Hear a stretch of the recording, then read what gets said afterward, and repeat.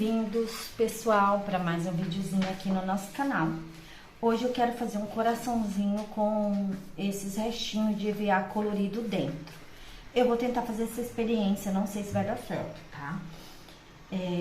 Eu tenho aqui um pedaço de acetato, tá? Que é daqueles que a gente encontra nas embalagens. Eu cortei esse coração vazado de EVA com glitter. Cortei esse coração aqui da mesma medida. Cortei esse aqui de feltro vazado também, que é para fazer, como se diz, um espaço para ficar os coloridinhos aqui dentro, tá? E cortei uma medida do Tic Tac de feltro branco. Esse Tic Tac aqui é preto, mas não tem problema que ele não vai aparecer não, tá? Eu cortei o acetato um pouquinho maior pra mim poder colar, pra depois eu refilar e ficar certinho, tá? Eu vou tentar com cola quente, eu não sei se vai dar certo.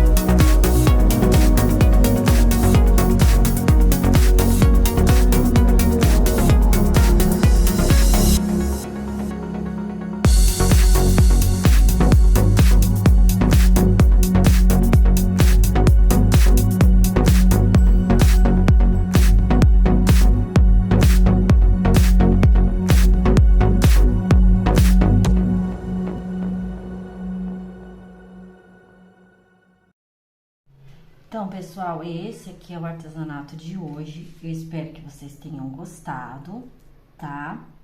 Se você gostou, deixa seu like, se inscreve no canal e Deus abençoe e até o próximo vídeo. Tchau!